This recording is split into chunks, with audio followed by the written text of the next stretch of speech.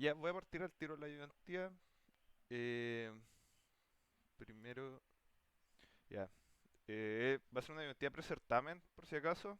Y mi intención es que hagamos un modelo de dominio, historias de usuario, un poco de los diagramas de secuencia y explicar un poco de la diferencia entre microservicio y API, que ayer cuando lo pregunté en el cuestionario igual había gente que no lo sabía mucho. ¿Ya? Eh, Primero tengo que explicar que esto en el contexto del curso de ayudantes de aula, que la idea es como enseñarme a mí acerca de trabajo autónomo, trabajo colaborativo y por ejemplo ahora la ayudantía que es un trabajo tutorizado. Al final de esta ayudantía les voy a mandar un formulario de Google que igual les tengo que pedir que completen, por favor, para que después a mí me puedan dar como una nota y me evalúen. Así que igual le agradecería si pueden hacer eso. Ya, primero les quería preguntar si tienen alguna duda previa con materia o algo que quisieran aclarar al tiro. ¿Alguien? Si no, díganme no. O si tienen dudas a través de la ayudantía, igual me pueden, ¿cómo se llama? Interrumpir o algo. ¿Ya? Ya, parece que nada, así que voy a seguir. Ya. Primero, siento que teníamos que repasar modelo de dominio. Eh, lo importante del modelo de dominio es que se visualice y se comprenda cómo se relacionan los conceptos de un negocio. Eh, Aquí, por ejemplo, las partes claves son las entidades, las asociaciones, las multiplicidades y los atributos más relevantes en sí. ¿Por qué? Porque puede que haya un atributo que, no sé, que una persona pueda tener, pero que para el negocio en sí no tiene un valor. Entonces igual tienen que tratar de ser relevantes para entender el negocio. Eh, Otra cosa que es importante es que el lenguaje que se ha utilizado, que es el punto 4, como en los tips que les voy a dar, es que sea el lenguaje ubicuo que se llama, que es que tanto la persona del negocio como el cliente y los desarrolladores entiendan, porque uno de los problemas que se puede dar es de que el negocio, por ejemplo, un desarrollador no entienda el negocio y programe otra cosa o implemente otra cosa. Entonces lo importante es de que los tres entiendan el mismo negocio, ¿ya? También uno de los otros problemas que he visto es de que eh, como que se confunde el modelo de dominio con un modelado de bases de datos. Entonces lo que pasa es de que muchos, por ejemplo, ponen cosas como herencia o ponen métodos o ponen, por ejemplo, claves foráneas dentro de cada una de las entidades. Entonces, eso hace de que el cliente ya no entienda a qué se refiere. Porque, por ejemplo, si en el proyecto que tienen, igual se podría considerar que un cliente como con conocimiento técnico, al ser un investigador, igual debe saber un poco de bases de datos y cosas así. Pero, por ejemplo, si hacen una aplicación de, no sé, venta de comida rápida o venta de pasteles, esas personas no van a es muy probable que no entiendan, por ejemplo, las flechas de herencia o entiendan que es una clave foránea. Esa persona no va a entender su modelo de dominio si ponen ese tipo de cosas. Y lo otro son que no se incluyen componentes de software o elementos de software. Porque otra de las preguntas que hice ayer en el cuestionario fue qué entidades irían y mucha gente respondió la aplicación, lo cual es incorrecto porque si lo piensan de un modo, los negocios ya existen antes de que hayan aplicaciones. Entonces, su aplicación no viene a transformar, a, ¿cómo se llama? A volverse algo como primordial para el negocio porque muchos siguen funcionando sin la existencia de la aplicación. O lo otro que veo mucho es que muchas interacciones son de cliente a aplicación o de cliente a interfaz.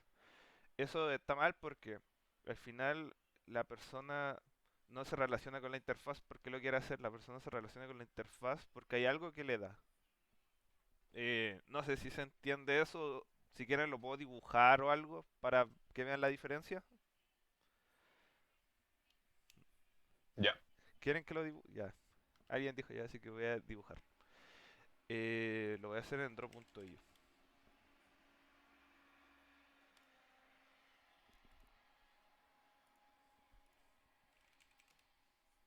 Ya. Por ejemplo, supongamos que tenemos la entidad de usuario, que en verdad... Ya, por ejemplo, hagámoslo en el caso del Nutak, que el proyecto, por ejemplo, tiene el investigador, ¿ya? Por ejemplo, si tienen una aplicación y aparte de eso tienen los datos, es incorrecto poner que la persona consulta la aplicación o la interfaz para que para obtener los datos, por ejemplo. Eso está incorrecto porque la persona, el investigador en sí no necesita, ¿cómo decirlo? No se relaciona con la aplicación porque quiera relacionarse con la aplicación. La persona se relaciona con la aplicación porque si esta no existiera, a ver, copiamos. Se estaría como que va directo a los datos porque él quiere consultar por datos, por así decirlo. Como que ese es el principal cambio de por qué no van cosas de interfaz o por ejemplo que los datos se guarden en una base de datos, la persona tampoco le interesa porque quizás para el negocio hasta este momento lo han guardado siempre en un pendrive, por ejemplo. ¿Ya? ¿Se entiende el modelo de dominio?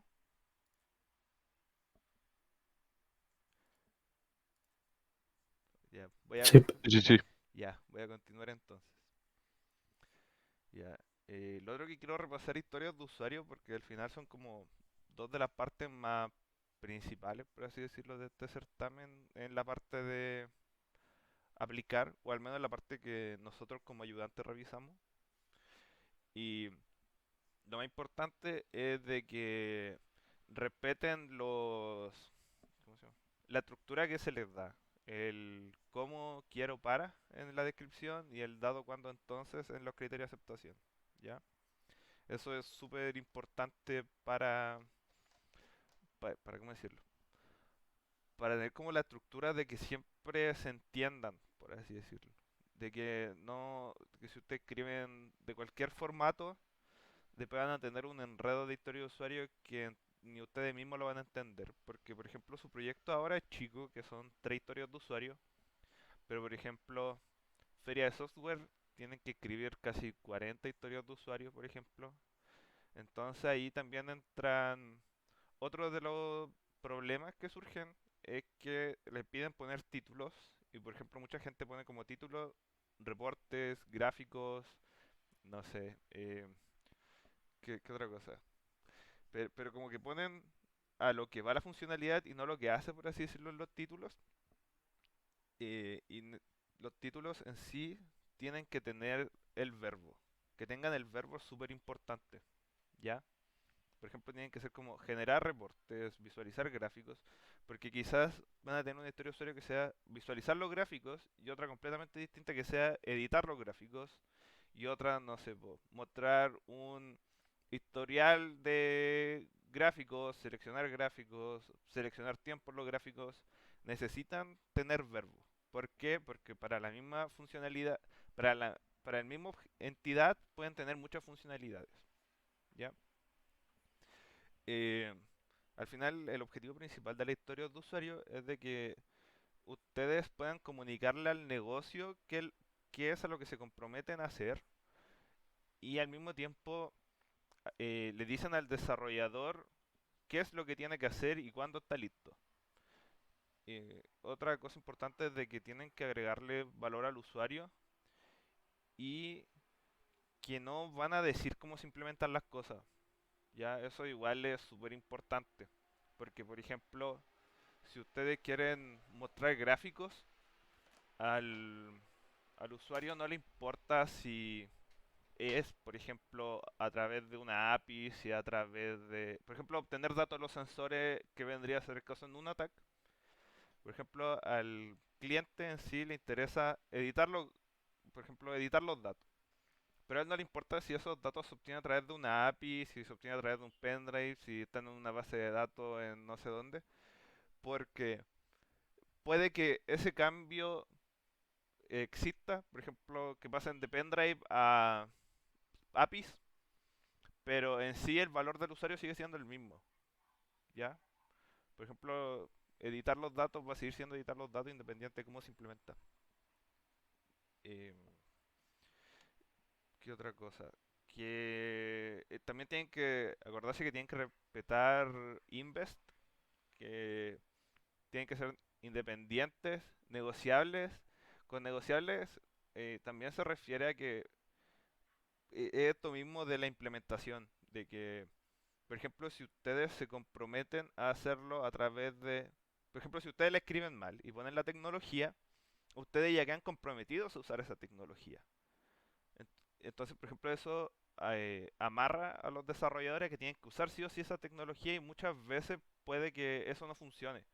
Porque digamos que van a decir ya, vamos a hacer la extracción de los datos a través de una API. Y ustedes se comprometen a que sea a través de una API.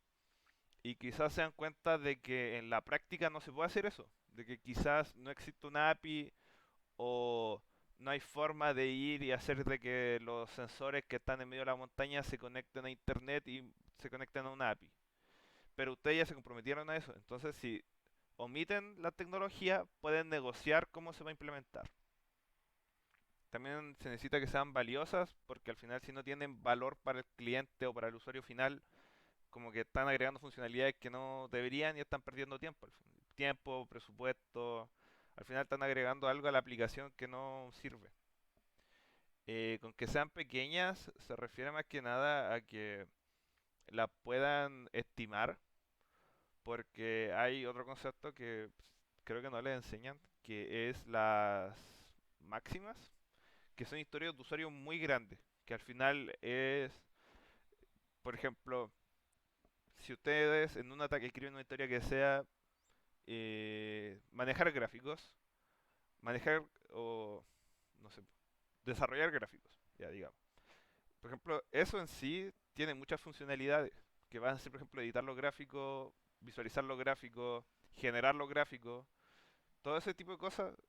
Después son como historias más chicas, entonces la tienen que ir dividiendo hasta el punto en el que ustedes puedan estimar el esfuerzo que significa. Y testeables es porque en sí los criterios de aceptación de la historia de usuario tienen que reflejarle al desarrollador lo que tiene que hacer. Porque, por ejemplo, si ustedes ponen en un gráfico de tiempo, quiero poder seleccionar en diferentes intervalos o diferentes periodos de tiempo. Eso igual es como ambiguo. ¿Por qué? Porque no le están diciendo al desarrollador qué intervalos de tiempo tienen que ser. Por ejemplo, puede que el intervalo de tiempo que quiere el cliente sea en meses, pero el desarrollador diga, ah, lo voy a hacer en días. Por ejemplo, eso ya hace de que el desarrollo sea distinto a lo que quería el cliente realmente. Y, por ejemplo, si no dicen en qué periodo, eh, el testeo igual es más difícil porque quizás ustedes como desarrolladores van a implementar días, meses, años y después al testear quizá alguien va y solamente testea con días. Entonces quizá hay un bug en meses o un bug en años y nunca van a descubrirlo hasta que salga a producción. Entonces ese tipo de cosas igual las tienen que ver porque al final los criterios de aceptación y son ¿cómo se llama esto? Ya va desde mi opinión, son casi más importante que la descripción en sí, porque los criterios de aceptación son a lo que ustedes se comprometen y quedan como amarrados, por así decirlo, con el cliente, y al mismo tiempo son lo que le dicen al desarrollador qué tienes que hacer tú y cuándo tu trabajo está listo y puedes pasar a la siguiente. ¿Ya? ¿Alguna duda con historias de usuario? Yo, en ¿Ya? el punto que dice que no se deben considerar tecnologías cuando esta es obligatoria para usarla y no se considera. Que con obligatoria te refieres, por ejemplo, a usar una API, por ejemplo. Sí, de que es la única forma de conseguir los datos. Ya, pero, por ejemplo, digamos que pero al investigador en sí no le interesa que los datos se obtengan a través de una API. A él le interesa qué hace él con esos datos. Entonces, por ejemplo, eh, si escribes una historia que sea como dado un investigador, yo quiero obtener los datos a través de una API para editarlos. eh, Al investigador en verdad le interesa, por ejemplo, obtener los datos, más que, que sea a través de una API. Sí, pero eso en como en el título de historia de usuario, ¿no? Ah, entonces, por ejemplo, pero como en el título. Em, no me acuerdo mucho la palabra, pero era la parte donde más tenías que desarrollar la historia. La descripción Sí, la descripción que tenía que ser, se nos enseñó que tenía que ser más detallada, paso por paso. es que, por ejemplo, eh, digamos que, por ejemplo, aparece una nueva tecnología, por ejemplo, que digamos que sea mucho mejor para obtener los datos que una API, ¿ya? Eso generaría que tengas que cambiar la descripción de tu historia, pero el usuario final no va a ver ese cambio. Entonces, como que ahí en la descripción se mantendría igual porque estáis haciendo el mismo actor, está en la misma necesidad y el mismo valor que se le agrega, independiente de la tecnología que se use. Y lo de la API igual no debería generar un cambio en los criterios de aceptación porque, eh, ¿cómo decirlo? Como que te estarías comprometiendo a sí o sí siempre usar APIs, aunque existan mejores tecnologías.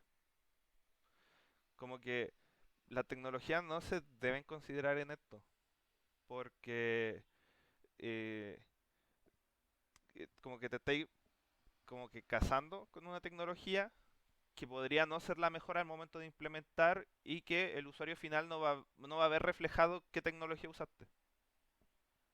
No, no sé si lo respondí realmente, Eh, más o menos.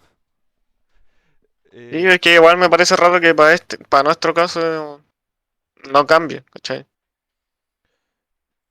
sea, que para Es nuestro que es caso como, que aparezca una nueva tecnología. imagínate, sí, porque aparece una tecnología que no son APIs, pero ya todas tus historias de usuario están hechas con APIs, como que igual sí, la idea es que sea como algo independiente de la tecnología que ocupes, en caso de que cambie, puede como no tener que cambiar tus historias de usuario, algo Mm, así. ¿qué es eso? Porque al final, independiente de la implementación, el usuario final sigue viendo lo mismo. Sigue, sigue siendo la misma funcionalidad independiente de cómo tú lo implementas en el fondo. Es por eso. Porque ya. al final él quiere el mismo valor, es la misma necesidad, el mismo... es todo igual, solamente que tú como desarrollador vas a ver el cambio. El cliente en sí no. Y como la historia de usuario se centra en el en el usuario, a él no le interesa cómo está implementado de fondo. A él le interesa que funcione.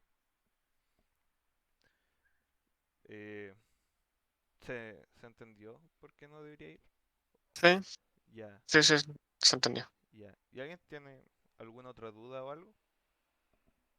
Nada. Ya, voy a seguir. Ya, lo otro que iba a repasar era diagrama de secuencia. En este tipo de...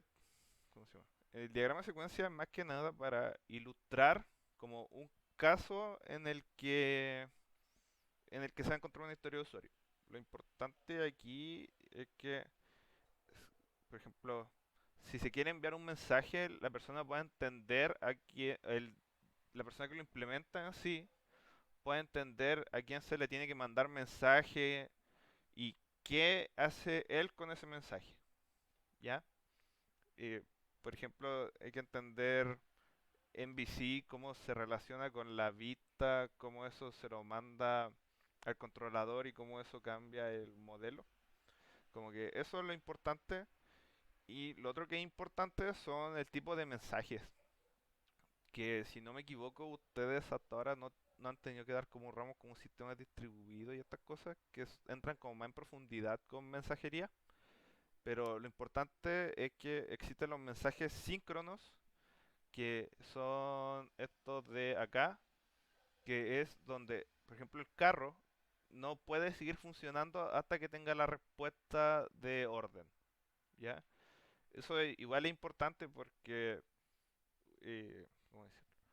Hace de que sus sistemas dependan más de que todo el resto esté funcionando correctamente, eh, y que al mismo tiempo se vuelvan un poco más lentos. Pero esos usualmente se usan cuando la información que tiene que tener de respuesta le sirve para continuar, ¿ya? Después están los mensajes asíncronos, que son cuando la persona simplemente envía el mensaje y continúa su funcionamiento. Y eso es porque, a ver, ¿cómo decirlo? Por ejemplo, cuando ustedes crean algo en la base de datos, eh, eso es un mensaje asíncrono. Porque ustedes crean algo y la base de datos de fondo se encarga de el proceso de agregarlo a una tabla y todo eso, mientras su código sigue funcionando, ¿ya? Como después está el mensaje encontrado, que ahí como que o no se sabe o no es relevante quién envió el mensaje, pero lo relevante es que se recibió. Y por ejemplo, este tipo de mensaje es súper importante eh, para en estructuras de en arquitecturas de microservicios, porque muchas veces eh, igual van como que para el emisor pueden ser mensajes asíncronos, como que envían el mensaje y quizá otro microservicio lo necesitaba y lo recibe, ¿ya? Como que acá lo que importa es recibir un mensaje con, por ejemplo, que se creó algo, entonces yo ahora debo procesarlo. A ver, déjame pensar en un ejemplo. Eh, digamos que que se subieron notas a un sistema, ¿ya? Por ejemplo, si ustedes tienen la entidad profesor, la entidad profesor simplemente va a enviar las notas porque puede continuar su funcionamiento sin esperar a que se confirme que los estudiantes vieron las notas, ¿ya? Entonces hay un mensaje asíncrono y quizás a ustedes como alumnos les interesa más de que se subió la nota y no le importa si la subió el profesor, si la subió el ayudante, si la subió el coordinador. A ustedes no les interesa quién creó ese mensaje, a ustedes les interesa que se crearon las notas.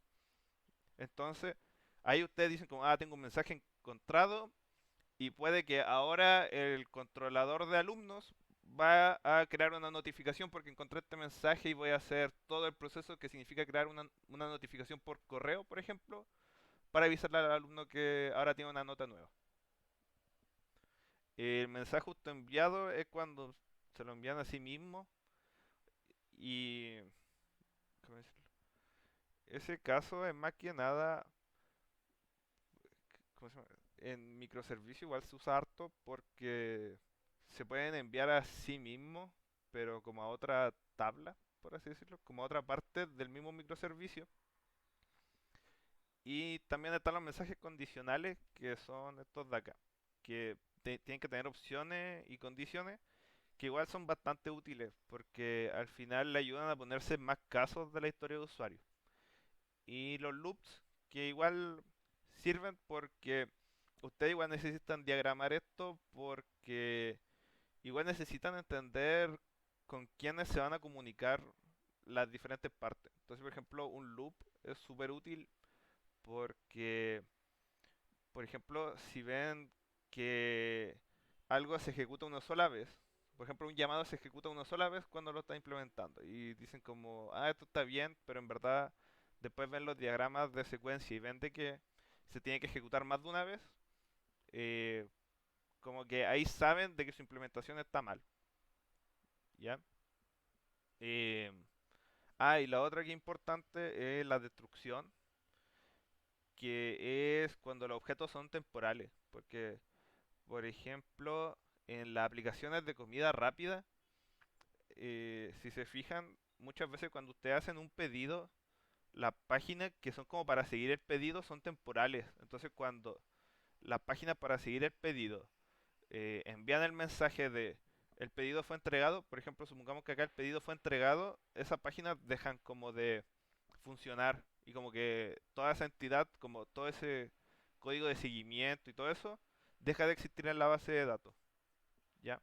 Ese es como el ejemplo de destrucción, para que lo tengan en cuenta igual. Y la creación sería cuando se envía el mensaje de quiero pedir, no sé, comida a tal dirección, ahí se crea, y cuando el repartidor confirma que se entregó, se elimina. Ya. ¿Tienen alguna duda con diagramas de secuencia? ¿No? Nada. Ya, sigamos. Acá en microservicios quería hacer alguna, ¿cómo se dice? Decirle algunas cosas.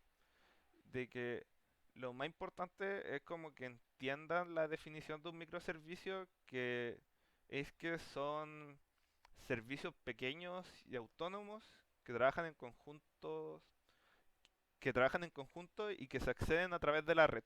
¿Ya? Por ejemplo, esta definición es como la más completa de qué es un microservicio, porque ustedes tienen que entender de que el que sean pequeños significa de que cuando usted crea un microservicio, todo está junto, todo lo que tiene que estar junto y que cambie por el mismo motivo. Esa es la definición de que sean pequeños. Eso significa de que un cambio en, por ejemplo, en el funcionamiento a ver, déjame, por ejemplo, digamos que tienen el inventario y las órdenes de compra y el repartidor, por ejemplo. Ya digamos que tienen esos tres en el sistema de un supermercado.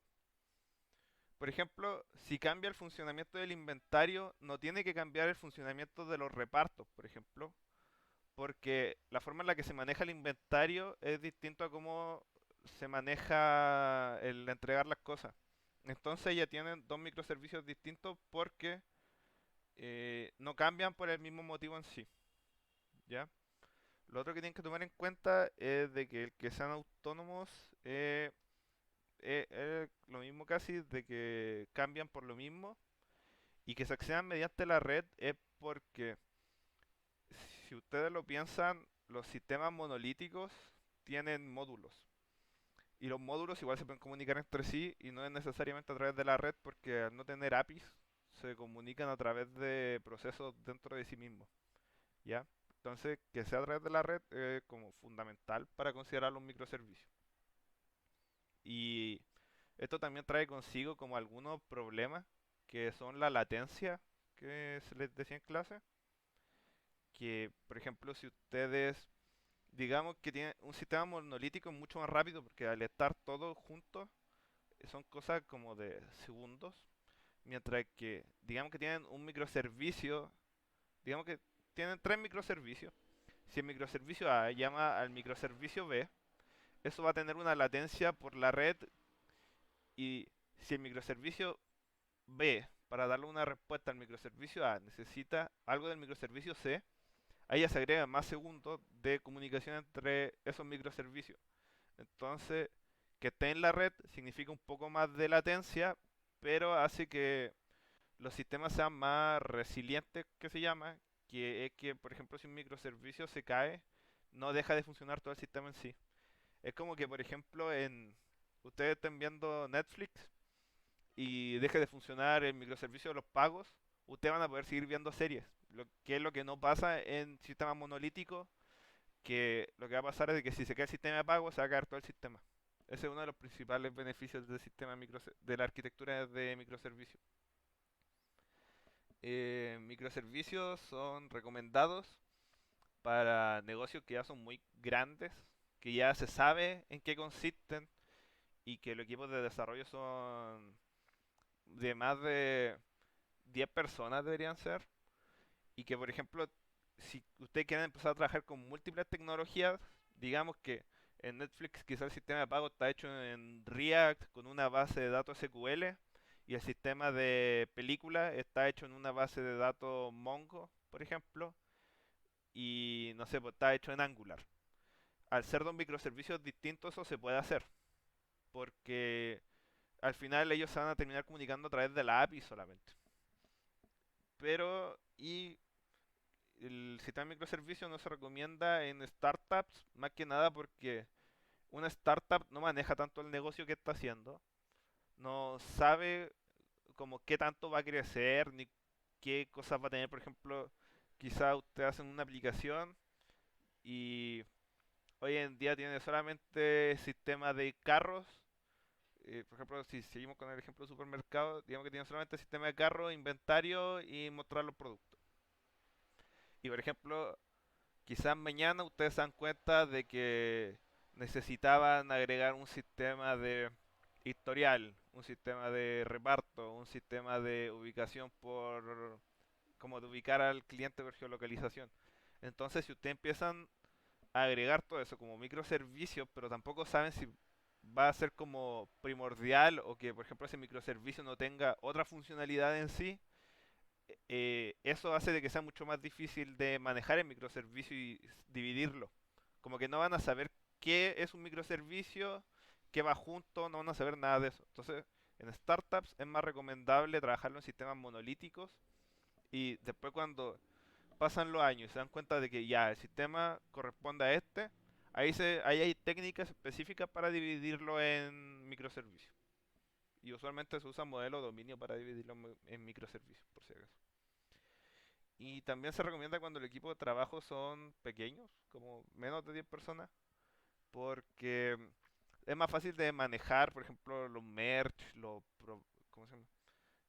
Monolítico es más recomendable en esto porque, por ejemplo, mucha gente puede trabajar dentro de del mismo sistema, puede trabajar en diferentes módulos, que a diferencia de microservicios de que un cambio por ejemplo, si tienen 100 personas, que es como por ejemplo trabaja Uber que tiene miles, si hacen un cambio y ese cambio hace que el sistema se caiga, ninguno más va a poder trabajar y son miles de personas que van a estar paradas sin poder hacer nada. Eh, y a partir de la pregunta que hice ayer me di cuenta que muchos como que no sabían la diferencia entre una API y el sistema de microservicio en sí. Al final la diferencia es de que la API es la interfaz que permite la comunicación entre los microservicios. Es eso. La API en sí no va a tener una base de datos, no va a tener, ¿cómo se llama? En sí no tiene como las tecnologías, como no tiene nada de eso, solamente el sistema de comunicación. El microservicio incluye la API, pero tiene la tecnología, tiene las implementaciones, tiene la base de datos, si es que la necesita, por ejemplo. Esa es como la principal diferencia. Ya. ¿Tienen alguna duda en microservicios? No, nada. Ya. Les quería preguntar ahora si tienen duda o consultas de otra cosa de la materia, como de frameworks, de MVC, de todas esas cosas que no vi ahora. ¿Alguien? ¿No? ¿Nada? Ya. Entonces, De NBC no cacho mucho. de MVC. A ver, Sí. eh, podría abrir el Power de MVC.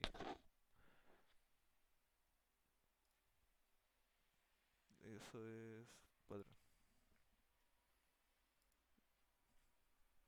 Ya.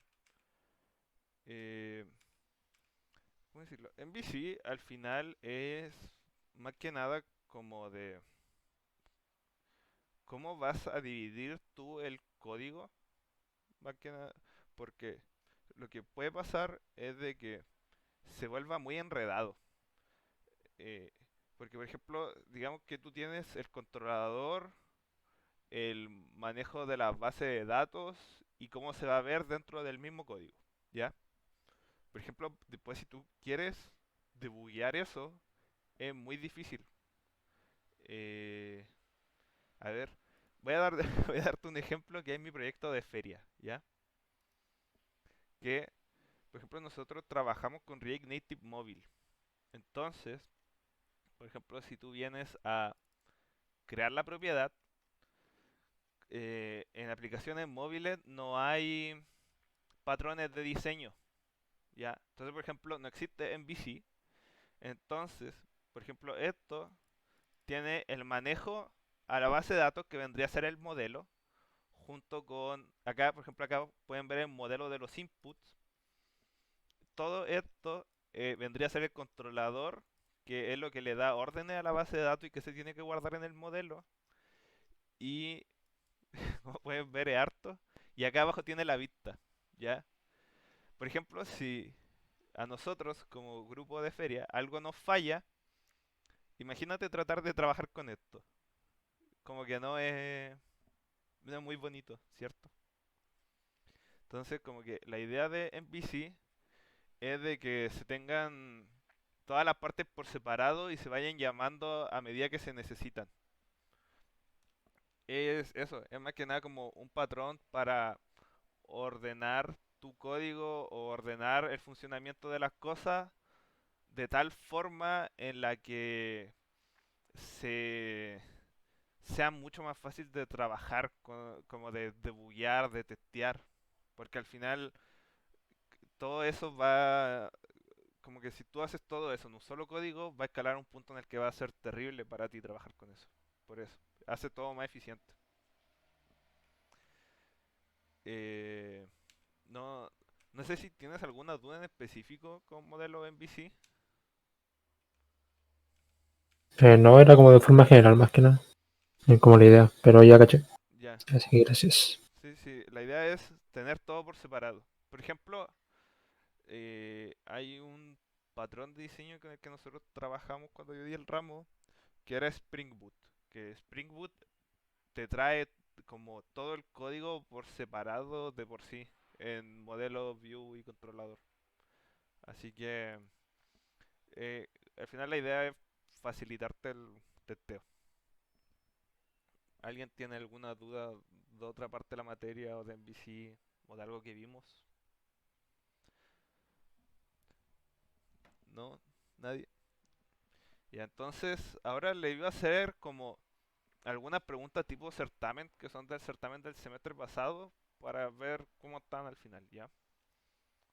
Eh, por ejemplo, primero les voy a preguntar como que en base a lo estudiado, vean cuál de estas es una historia de usuario, ¿ya? Por ejemplo, la primera es que como sistema quiero realizar un update para actualizar un registro en la base de datos. La opción B es, dado un usuario autenticado en el sistema, cuando presiona descargar, entonces se descarga un PDF con los datos. La opción C es, como vendedor quiero modificar el precio de un producto, entonces el precio se actualiza en la base de datos. Y la D es que como vendedor quiero un sistema para gestionar ventas y clientes. Y la E es que ninguna de las anteriores es una historia de usuario. ¿Alguno de ustedes la quiere responder, por favor? ¿Alguno que sepa o quiera como explicarme cuál de estas sería una historia de usuario o si ninguna es una historia de usuario y por qué? La D, Ay, yo creo. La B, que dado un La usuario, D, la D, la como D. vendedor quiere un sistema para gestionar ventas y clientes. Es Y que es la única que sigue el cómo quiero para. O sea, que tiene que, como un vendedor, porque la A dice como sistema, y eso no es un usuario. sí, ya. Eh, ¿Están todos de acuerdo? ¿Alguien que tenga otra opinión? O si no, como que puedo explicar. ¿Ya? no están preguntando por la descripción. No, es por la historia, la descripción de la historia de usuario. Ah, Sí. ¿Ya? Ya. Ya. La respuesta de esta pregunta es que ninguna de las anteriores es una historia de usuario porque el quiero un sistema como que de por sí no vendría a ser una historia de usuario porque quiero un sistema es muy amplio y eso ya no respeta el invest, la historia de usuarios tienen que ser pequeñas, ¿ya? Porque el quiero un sistema va a implicar muchas funcionalidades y deja ambiguo qué se tiene que hacer, porque, no sé, por ejemplo, como vendedor quiero un sistema para gestionar venta y clientes, no, como que te está diciendo todo y al mismo tiempo te está diciendo nada, por así decirlo.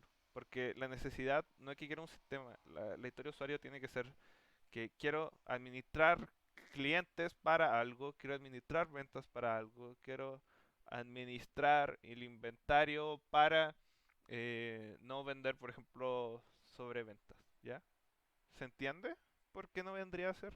A pesar de que efectivamente no incluye tecnologías y respeta la estructura, en sí la necesidad, como el dolor de la persona, no es que quiera un sistema, es que él quiere hacer cosas en ese sistema, ¿ya? ¿Se entiende por qué la D no vendría a ser una historia de usuario? Sí. ¿Sí? ¿Todos entendieron por qué no es una historia de usuario? Sí. Ya. Sí. Eh, la siguiente pregunta es, usted quiere cocinar pizza, así que un amigo le da una buena receta de familia para poder preparar la pizza con masa a la piedra. Podríamos decir que esto es similar al concepto de patrón, es una solución al problema de cocinar pizza que ha demostrado funcionar. La B es una orientación a objeto por los elementos presentes en la receta. La C, que es un framework, porque la receta es el esqueleto para poder hacer una pizza, pero ahora debemos seguirla. La D, que es una clase abstracta, porque tenemos la receta, pero aún no tenemos la pizza. Y la E, que es una historia de usuario con un set de pasos y una historia que vamos a seguir. ¿Saben a qué correspondería una receta de pizza, por ejemplo?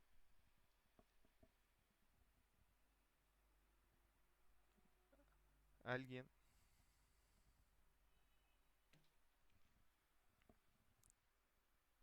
Yo creo que ¿Es un Eso. patrón? ¿Por qué vendría a ser un patrón? ¿Qué es un patrón?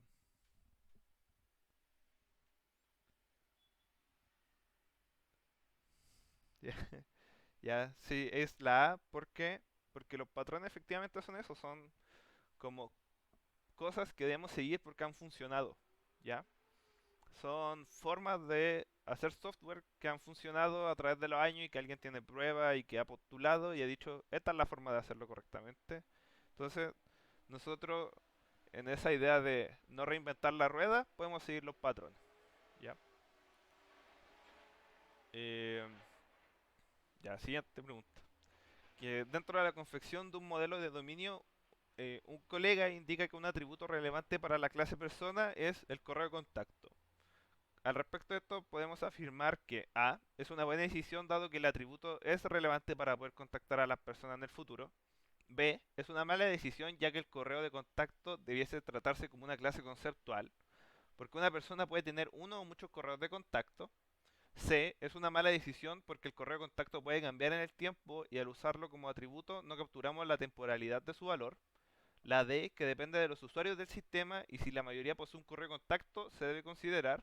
O la E, que no podemos evaluar esta decisión ya que desconocemos el contexto del negocio. ¿Ya?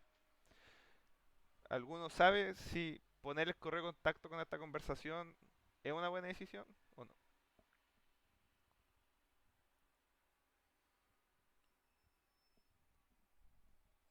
Yo creo que no. O sea, que debería ser la E. Que no se puede evaluar ya que desconocemos el contexto del negocio. Ya, Sí. ¿alguien tiene alguna otra opinión?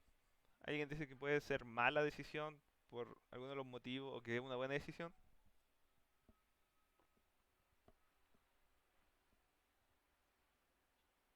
¿Ya? ¿Nadie? Ya. Entonces, como dijo su compañero, efectivamente no podemos evaluar la decisión porque sin el contexto quizás agregamos como atributo el correo de contacto y como dijimos antes, los atributos tienen que ser relevantes para el negocio. Quizá es un sistema en el que nunca se le van a mandar correo a la gente. Quizá es un correo en el que no hay un inicio de sesión como tal. Como que quizás que no hay un inicio de sesión con correo, por ejemplo, quizá a través del root. Entonces, sin esa conversación con un cliente, ustedes no pueden definir atributos. No pueden decir, este atributo va a ser relevante para el contexto del negocio, porque no hay un contexto del negocio en sí.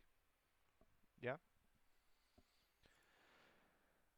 Eh, ya, esta es más que ustedes me digan si están de acuerdo o no con la afirmación, que es, cuando desarrollamos un sistema que no presenta integraciones con sistemas externos y que además es un negocio conocido, el diagrama de contexto y el modelo de dominio se vuelven irrelevantes por lo que podemos prescindir de estos. ¿Ustedes consideran que esta afirmación es correcta o no y por qué?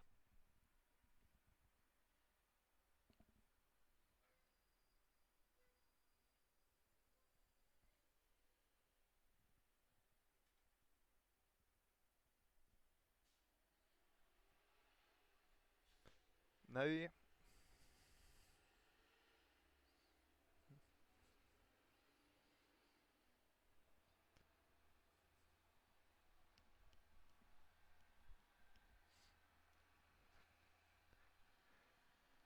¿Creen que puede haber, ¿cómo se llama? Que se puede omitir hacer el diagrama de contexto y el modelo de dominio en algún negocio?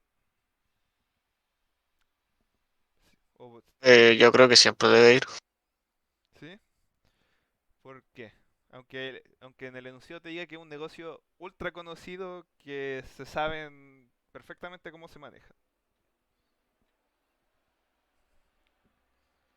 ¿Tú Es crees? que igual tenemos que presentárselo a la persona que lo está pidiendo. Sí, efectivamente, aunque sea un negocio que se sepa, por ejemplo, que lleve 20 años en el mercado, igual se tiene y ha funcionado siempre de la misma forma. Quizás, por ejemplo, piénsalo como las universidades, ¿ya? Por ejemplo, la universidad, ¿cuántos años hizo clases presenciales? Hizo siempre todo igual, ¿ya? Y de un día para otro hay una pandemia y tienen que hacer todo por Zoom, tienen que hacer todo online. Eso va a implicar un cambio en el negocio. Eso implica que ahora, por ejemplo, quizás en vez de tener salas, ahora van a tener una entidad que va a ser, eh, ¿cómo decirlo? La reunión por alguna tecnología o videoconferencia, por ejemplo, y eso ahora va a tener una entidad que va a ser el link de Zoom. ¿Saben? Entonces, puede que haya un negocio que lleve siglos siendo igual y que mañana aparezca un cambio que va a generar que el modelo de dominio tenga que modificarse.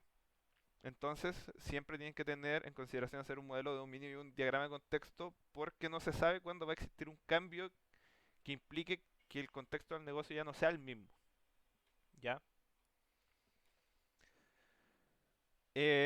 Y esta va más que nada al...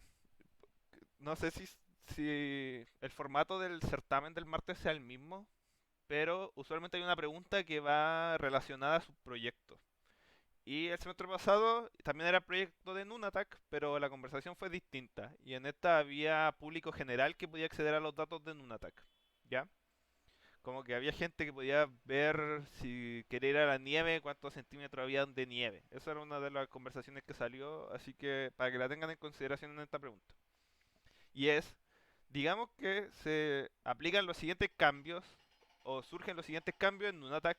Y el primero es que la forma en que el sistema recolectará los datos ya no es a través de los sensores que capturan la información, sino que ahora se debe consultar de forma periódica una API disponible para ir almacenando los datos de los sensores. Y el segundo cambio es que estos usuarios públicos que no saben nada, que no son investigadores, no son expertos, no son gente que compra los datos, no son nada, ahora pueden ingresar consulta al sistema. Pueden preguntar, o ¿sabe qué? Mañana cuántos centímetros de nieve va a haber, o qué significa que haya tanto black carbon en la atmósfera. Ahora las personas pueden subir ese tipo de consulta. Y que los expertos pueden buscar la consulta por tema, que este tema se le agrega al momento de ser generadas y la pueden responder. ¿Ya? ¿Esto afecta de alguna forma el modelo de dominio que han definido ustedes, por ejemplo? ¿Ustedes creen que el modelo de dominio que tienen cambiaría si, por ejemplo, se agrega un público general que pueda hacer consultas o que los sensores ya no, como que se ahora envían su información a través de una API? ¿Eso generaría un cambio en el modelo de dominio?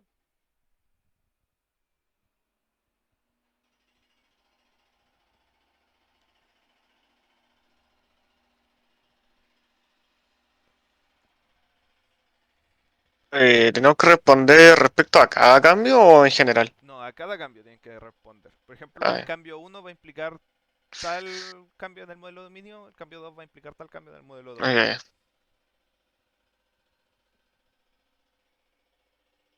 La que veo clara es la 2 que puede cambiar porque eh, teníamos considerado solo la parte de investigadores y ahora eh, entonces usuario va a ser como general, porque todos van a poder entrar. ¿Ya? Pero eso sería ¿seguiría existiendo la entidad de investigador en ese caso? Eh, no, ya que todos son un usuario. No hay, no, no hay como para diferenciarlo. No van a tener funciones distintas. Es que en sí las tendrían, porque el investigador va a seguir con sus funciones, va a seguir pudiendo editar datos, modificar datos, generar gráficos.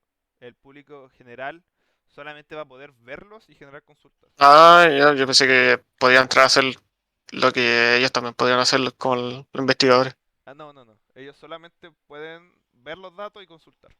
Ah, ya.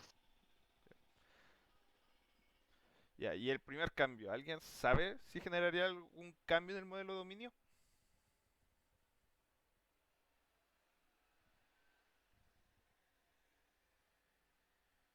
Porque acá hay como que el sensor sigue siendo un sensor o que ahora el sensor, la entidad de sensor como que tenga una intermedia que sea la API, por ejemplo. Por ejemplo, si lo modelamos, modelémoslo, aprovechando que tenemos el draw.io.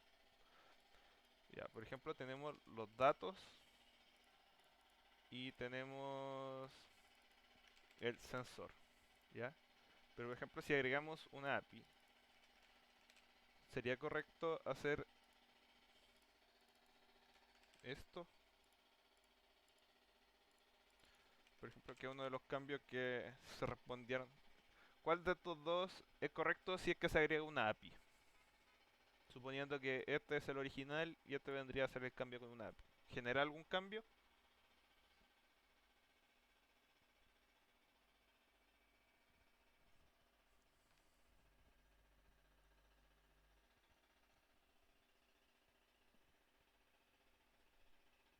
No. Yo diría que no debería. Y aparte la API es un elemento de software. Entonces no debería ponerse. Muy bien. Sí. Esa es la respuesta. De que efectivamente la API no tiene que generar una modificación. Porque al final la API es como dijimos antes que es una implementación de software. Que al, a la persona que va a consultar estos datos le interesa que los datos existan. Y para el negocio eh, que exista el sensor y que el sensor mande la información como dijimos antes a través de una API o a través de un pendrive o a través de una base de datos no es relevante porque lo que le interesa al negocio es la existencia del sensor en sí, ¿ya? Y la otra es si puede identificar al menos dos historias de usuarios nuevas, por ejemplo. Y si es así, como que la escriban con un criterio de aceptación cada una. Eh, a ver, no la escriben. Ah, por ejemplo, ustedes pueden identificar, por ejemplo, cuál de estos cambios generaría, o ¿cómo se llama? Si estos cambios generan nuevas historias de usuario El uno no cambiaría ya que estaría haciendo lo mismo.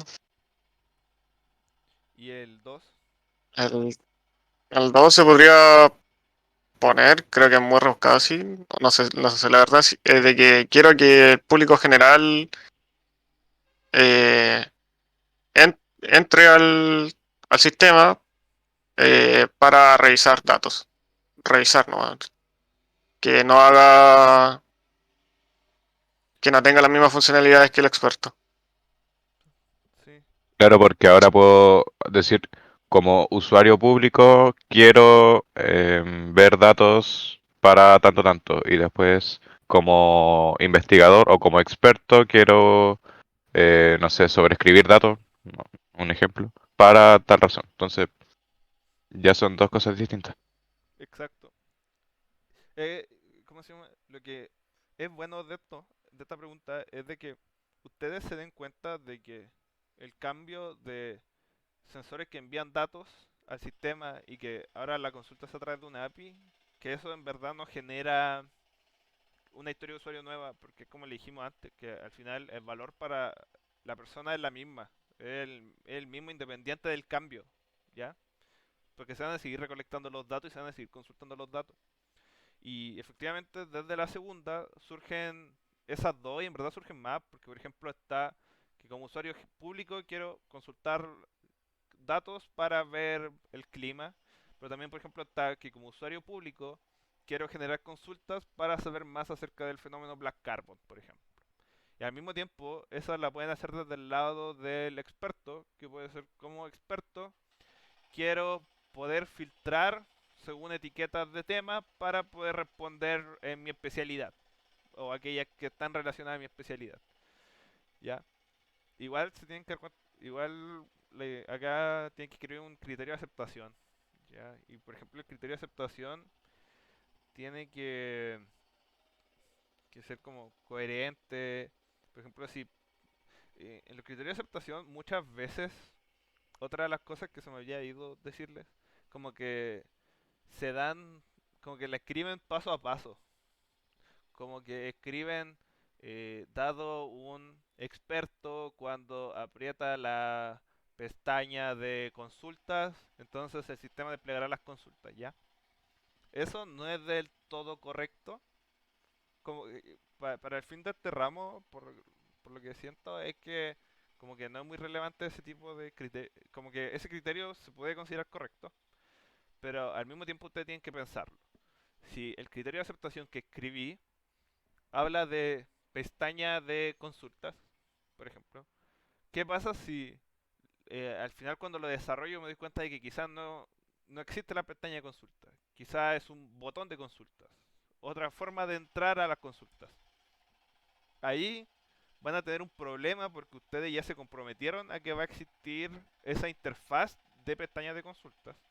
Entonces tienen que decidir como, dado un experto, eh, cuando quiera responder una consulta, entonces el sistema le desplegará un listado por tema, como un listado de consultas con temas asociados que podrá filtrar, por ejemplo.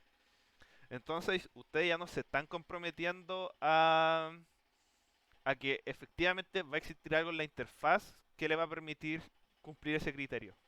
Porque es súper... ¿Cómo se llama? Vuelvo a recalcar que lo he dicho muchas veces, los criterios de aceptación son compromisos con el cliente que se tienen que cumplir, ¿ya? Y si no me equivoco no quedan más... No, no quedan más.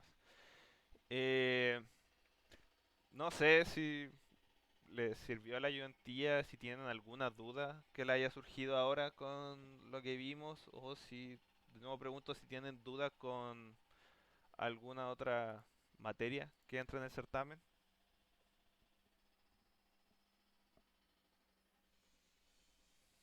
¿No? Quedó No todo sé. ¿Cuál, claro. ¿Quedó cuál todo? sería como la modalidad de las partes online y escritas? Tipo, no sé, alternativa, verdadero, falso, full desarrollo.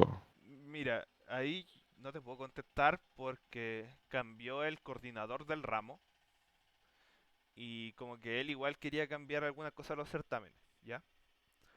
Eh, porque al final nosotros como ayudantes vemos los del proyecto más que nada.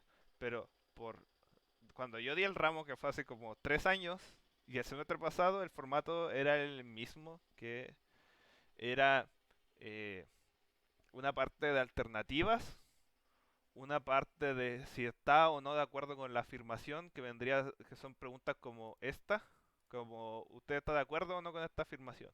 ¿Ya? Y ahí usted, por ejemplo, al menos todos los semestres ponían 3 afirmaciones y ustedes elegían dos que estar de acuerdo o no. Y la última parte es como cambios a su proyecto.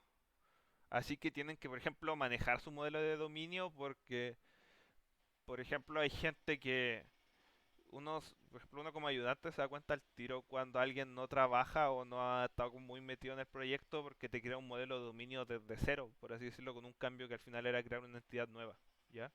Entonces, tienen que manejar su modelo de dominio, tienen que saber de que van a haber alternativas que son como estas, como que acá igual, a ver, como que estas tampoco estaban tan, como que la hice asociar a esto. Por ejemplo, este es el formato. ¿Veis que parte uno son alternativas solamente? Que pueden ser de framework, de microservicios, de patrones, de modelo de dominio. Eh, Preguntan harto por consistencia eventual, así que igual traten de saber eso. Eh, ¿Esa pauta de certamen está en habla? no, esta es la del semestre pasado. Como que esta nos la mandaron nosotros porque éramos ayudantes. Ya. Eh, que, que en verdad como que la rescaté de mi correo para poder hacer la ayudantía. La segunda parte, como te dije, es que te dan 4 frases y tú tenías que marcar si estabas de acuerdo o no con ellas. Y por ejemplo, acá preguntaban harto por requisitos funcionales y no funcionales, como que igual tienen que tratar de manejar eso. Y la última parte es la de su proyecto, de suponga que ocurren estos cambios, vea si le cambia el modelo de dominio, si le cambia la historia de usuario. Otra pregunta acá era, ¿qué pasa si por ejemplo ahora estos cambios los pone como microservicios? ¿Qué cambio implican en su funcionamiento? Como que son ese tipo de preguntas. Pero tampoco te puedo decir como que el del martes va a ser así porque no, como te dije, cambió el coordinador y el coordinador igual quería hacer unos cambios al formato de los certámenes. Ya. Eh, Vale, vale, gracias. de nada. ¿Alguna otra? Otra pregunta, consulta. El certamen, recuerden que es el martes en el primer bloque.